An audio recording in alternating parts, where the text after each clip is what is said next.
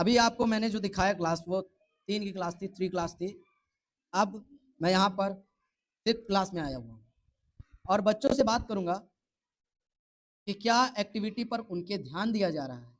सबसे मोटिव मेरा यही है, हर क्लास में जाकर के। कुछ लोग सोचते हैं एक ही क्लास में जाकर, सभी क्लासों में जाकर के क्या विषय होता है कि एक्टिविटी। एक्टिविटी एक ऐसी चीज है जो सीबीएसई वर्सेस यूपी बोर्ड कर देती है। एक्टिविटी एक ऐसी चीज है जो पैसे को बीच में ला देती है। एक्टिविटी एक ऐसी चीज है जो बच्चों को हर क्षेत्र में आगे ले जा सकती है। इसलिए सबसे पहला मोटिव होना चाहिए एक्टिविटी। क्या है इनकी दिनचर्या।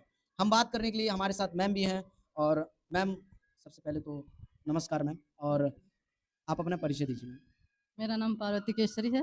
जी मैं प्राथमिक विद्यालय भलुआ टोला की जी। टीचर। मैम, बच्चे यहाँ पर, अभी हम बच्चों से बात करेंगे, तो आप अपने तरफ से जो भी इनके एक्टिविटी में सहयोग करती हैं, उनके विषयों में थोड़ा सा आप संक्षेप में बता सकते हैं कि पढ़ाने से ज़्यादा क्या रटाने पे फोकस होता है, या रटाने से ज़्यादा पढ़ाने पे, समझाने पे फोकस होता है? समझाने पे ज़्यादा फोकस होता है। बच्चे को समझ गए तो हमेशा के लिए समझ जाएंगे। मैम, जैसा कि जब पेरेंट्स मीटिंग होती है, तो पेरेंट्स मीटिंग में क्या होता है कि पेरेंट्स नहीं आ पाते हैं, क्योंकि उनका काम ही होता है रोज को खुद ना रोज पानी निकालना। गरीब घर के बच्चे पढ़ते हैं। होता क्या है कि वो पेरेंट्स मीटिंग एक दिन के लिए अगर आते, तो हो सकता है किसी के घर में रात का चूल्हा ना जले, ऐसा भी होता है। तो पूरी जिम्मेदारी आपके ऊपर होती है।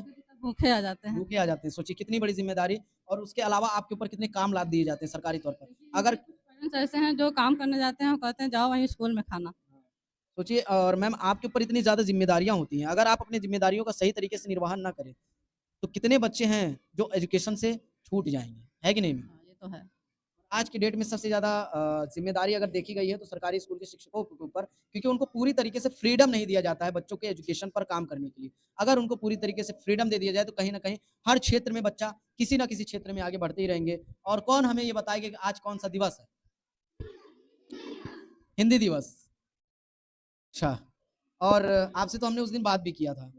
तो कुछ बच्चों का ड्रेस भी नहीं है, उनसे भी हम बात करेंगे। ड्रेस नहीं है, और अब आप 5th क्लास में हो, तो कुछ यूनिक करते हैं आपके साथ में, ठीक है? कोई डरेगा नहीं, कोई घबराएगा नहीं।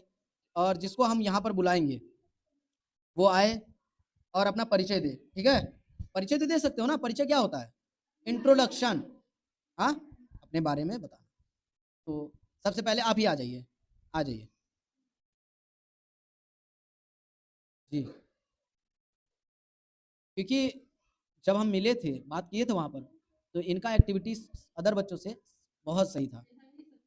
तो जब देखोगे उनका इंट्रोडक्शन देते हुए, तो आप उनसे सीखोगे ना कि इंट्रोडक्शन दिया कैसे जाता है। ठीक है, आप अपना इंट्रोडक्शन दीजिए। मेरा नाम नेहा है। मैं कक्षा 5 में पढ़ती हूँ। मेरे विद्यालय का नाम है प्राथमिक विद्यालय भलुआ टोला। यहाँ मेरे स्कूल में बहुत अच्छी पढ़ाई होती है और मेरे स्कूल में 4 टीचर्स हैं और 3 खाना बनाने वाली आंटी हैं और मेरे स्कूल में 5 तक क्लास है। जी, अपना नाम बताइए। मेरा नाम है सीता। जी, मैं कक्षा 5 में पढ़ती हूँ। मेरे विद्यालय का नाम है प्राथमिक विद्यालय भलुआ टोला। आप खड़े होइए। आप नहा करके नहीं आए हैं क्या? क्यों? सोचिए हम कैसे पकड़ लिए। तबीयत खराब चल रही है? अच्छा, बहुत ज्यादा तबीयत खराब चल रही है, तो आप बैठ जाइए, बैठिए। सभी नहाते हो? ये एक अच्छी हैबिट है, गुड हैबिट है या बैड हैबिट है? Good habit. अच्छा, तो कौन हमें सुबह का दिनचर्या बताएगा अच्छे से, विस्तार में, कि सुबह उठते ही क्या क्या करना चाहिए, क्या दिनचर्या होना चाहिए? 1 मिनट, ऐसे नहीं, यहाँ पर आकर के बताना पड़ेगा। कौन बताएगा आकर के? यहाँ पर आप बताओगी? हाथ उठाया अभी, आओ, आ जाओ, बताइए क्या करना पड़ता है सुबह सुबह पहले उठ करके? सुबह उठकर हमें इधर मंजन आइए। सुबह हमें उठकर ब्रश करना चाहिए, फिर मुंह धोना चाहिए, फिर नहाना चाहिए, फिर हम खाना खाने के बाद स्कूल के लिए यूनिफॉर्म पहनेंगे, फिर हम लोग स्कूल आके पढ़ाई करेंगे। आप अपने देश के प्रधानमंत्री जी का नाम जानते हैं? नहीं। बैठ जाइए। इन्होंने जो बताया कहीं ना कहीं सही बताया। और कौन कौन बता सकता है? इधर भी, इधर भी, इधर। आप बताओगे? जी बताइए, सब लेकिन थोड़ा तेज बोलना पड़ेगा।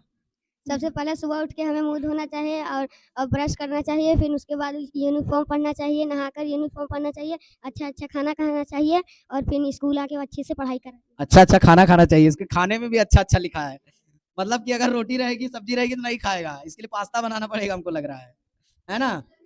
मैगी सबसे खराब चीज है, मैगी मैदे का सामान मत खाना कभी, और अभी से आदत डाल लो, मैदे का सामान मत खाओ, ठीक है। मैगी, पास्ता, नूडल, पास्ता भी आज के डेट में आटे का आने लगा, सूजी वाला खाओ अगर इतना ही मन कर रहा है तो ना। हाँ सूजी का ना, क्या सूजी का खाए हो? हलवा। हाँ, यस सर। आप ये बताओ, आप नीचे बैठे हुए हो, कुछ लोग नीचे बैठे हैं, तो डेस्क की कमी है? नहीं, नहीं, क्यों नहीं कमी है? ड्रेस की। ड्रेस की नहीं, डेस्क ये सीट ये सीट बेंच, हाँ नहीं कमी है। प्रधानमंत्री जी का नाम बताइए। प्रधानमंत्री का श्री नरेंद्र मोदी। क्या फिर से पूरा तेज बोलिए, खाना नहीं खा के आए हैं का? लंच नहीं किए हैं? कब लंच करेंगे? नहीं करते हैं, हाँ? आपके दांत इतने पीले क्यों है? घर से खाना खा कर आते हैं। गुटखा खाते हैं क्या? नहीं सर, आता है। क्या उम्र होगी आपकी?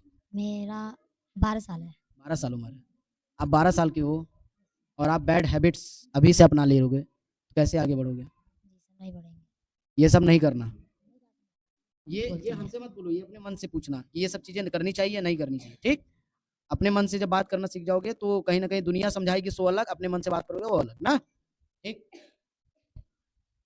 सभी विद्यार्थियों से यही हम बात करना चाह रहे थे कि ग्राउंड लेवल पर जब सीबीएसई वर्सेस यूपी बोर्ड ये सब चीज़ें देखते हैं तो कंपैरिजन करते हैं तो एक्टिविटी उनकी ज़्यादा बढ़ती है, ज़्यादा मिलती है, और स्पोर्ट में भी उनको बहुत ज़्यादा एक्टिविटी पर ध्यान दिया जाता है। स्पोर्ट भी उनके कई तरीके के खिलाए जाते हैं, तरह तरह के।